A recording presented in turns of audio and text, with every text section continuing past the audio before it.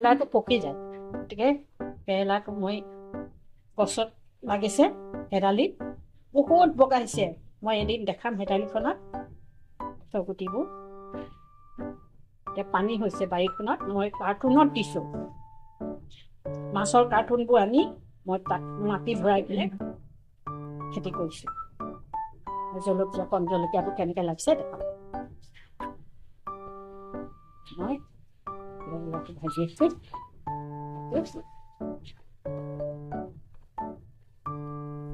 কেৰেলাটো লাহে লাহে সিজিব দিছে অলপ গাপ মাৰি দি অলপ ভাজি তাৰপিছত অকণমান গাপ মাৰি দিলে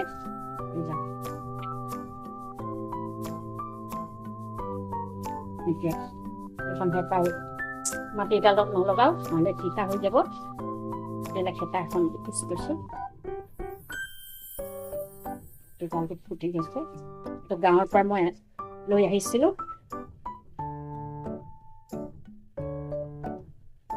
মানে ঘুটনি নেমাৰোঁ তিতা ভেকুৰি দিছোঁ সৰু সৰু তিতা ভেকুৰিটো যদি ফাটি যায় তেতিয়া মাটিডালখন চিতা হৈ যাব পাৰে গতিকে গোটা গোটা ৰাখিব লাগে মাটিডালটো যদি ফুটি যায় নহয় তেতিয়া মানে শাকটো ডাঠ হৈ আহিব এতিয়া পাতলা হৈ আছে কেৰেলা ভাজি আছে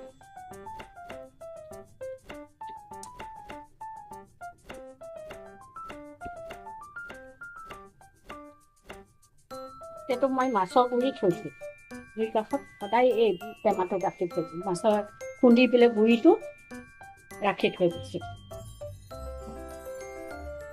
মাছটো কচুৰ লগত খুন্দি পেলাই এইটো কি ধুনীয়াকৈ ৰাখিছোঁ অলপ নিমখ দি থৈ দিছোঁ এইটো গৰম হৈ থাকে গেছৰ পৰা মাছে চাকি আছে নপৰে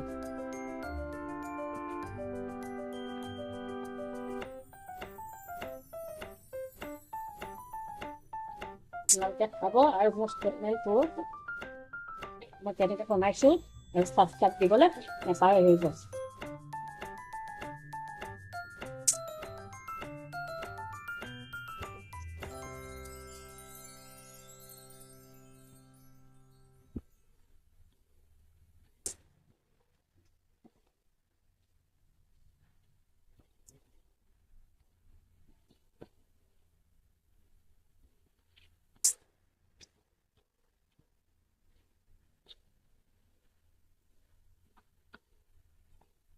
কোমল হৈ গৈছে পিছত অকণমান ঢাকনি মাৰি দিলে সিজি আহিব ই ৰুটি কৰিছে এতিয়া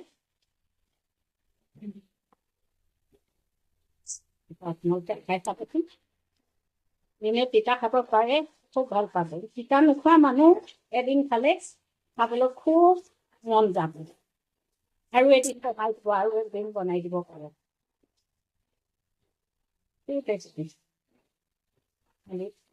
বেছি সৰুকৈ কাটিব নালাগে খুব ভাল কৰি দিব লাগে সৰুটো সৰুটি থাকে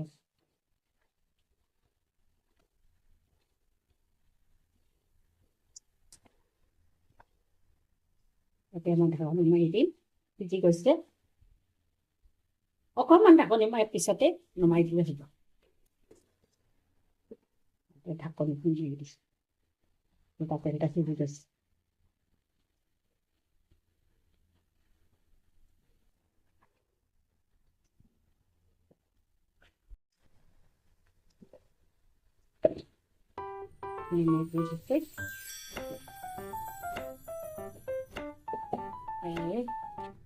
হালধি দিম হালধি যদি ঘৰৰে মই হালধি কেঁচা হালধি কিনি আনি কাটি পেলাই মই অলপ বইল কৰি লওঁ তাৰপিছত ৰ'দত দিওঁ ৰ'দত দি মই নিজে ৱালত খুন্দোঁ কিনা হালধিবোৰ ইমান বেছি আমি নাখাওঁ ঘৰৰ হালধি ঘৰুৱা হালধিবোৰ কিনি আনো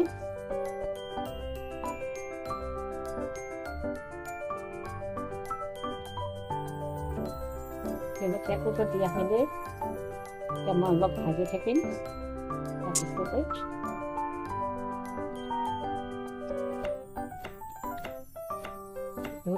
নিৰামিষ চব্জি বনাইছোঁ বেঙেনা দিছোঁ আৰু ফেট দিছোঁ এইটো অলপ ডাঙৰ ডাঙৰ ফেট দিছোঁ আৰু বিলাহী কণ বিলাহী আৰু ডাঙৰ বিলাহী মানে অকণমান চামুচ এইটো মই মিক্স কৰি দিছোঁ। এইটো পুৰা পচলাও দি দিছোঁ। বিলাহীটো দি দিলে পচলাটো গোন্ধটো মিক্স হৈ যায়, খাবলৈ বহুত টেষ্টি আছে। এইবোৰ অকণমান কম বিলাহী দি দিলে ইয়াত যদি পচলাটো খুব অলপ গোল গোলকৈ কাটি মিক্স কৰি দিলে খাবলৈ খুব ভাল হ'ব। এইটো মাছৰ কণীটো আজি ভাজি ল'লোঁ মই। মই মাছৰ কণী ভজা দেখালোৱেই, সেইটো কাৰণে মই ভিডিঅ' নুঠালোঁ। ইয়াত মই মাছৰ কণী বনোৱাৰ পিছত মই দেখাইছোঁ। এইটো কেৰেলা কৰি আছোঁ।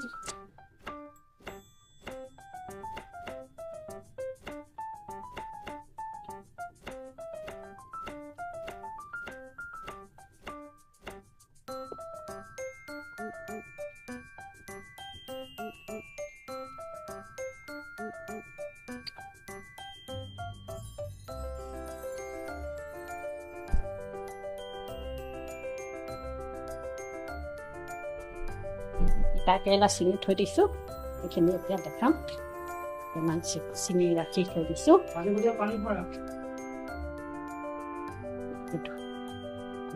তিতা কেৰেলা মই গছৰ পৰা ছিঙি থৈ দিছোঁ।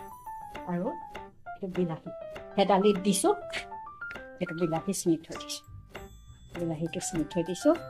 গতিকে থৈ দিলে মানে ফ্ৰিজত গছত থাকিলে গেলি যায়, ছিঙি থৈ দিলে কেৰেলাটো পকি যায়। গতিকে কেৰেলাটো মই গছত লাগিছে হেতালিত, বহুত বগাইছে। মই এদিন দেখাম হেতালিখনত গছৰ গুটিবোৰ। এতিয়া পানী হৈছে বাৰীখনত, মই কাৰ্টুনত দিছোঁ। মাছৰ কাৰ্টুনবোৰ আনি মই তাত মাটি ভৰাই পেলাই খেতি কৰিছোঁ। জলকীয়া কণ জলকীয়াবোৰ কেনেকৈ লাগিছে দেখাম। মই ভাজি আছোঁ।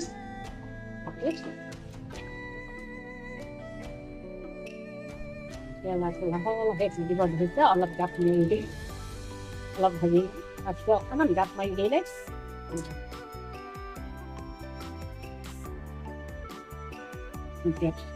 এখন হেতাই মাটিডালত নলগাওঁ, নহ'লে তিতা হৈ যাব। বেলেগ হেতা এখন পিচ কৰিছোঁ। মাটিডালটো ফুটি গৈছে, গাঁৱৰ পৰা মই লৈ আহিছিলোঁ।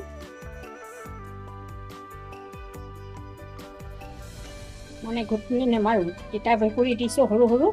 তিতা ভেকুৰিটো যদি ফাটি যায় তেতিয়া মাটিডালখন তিতা হৈ যাব পাৰে, গতিকে গোটা গোটা ৰাখিব লাগে। মাটিডালটো যদি ফুটি যায় নহয় তেতিয়া মানে শাকটো ডাঠ হৈ আহিব। এতিয়া পাতলা হৈ আছে। কেৰেলা ভাজি আছোঁ।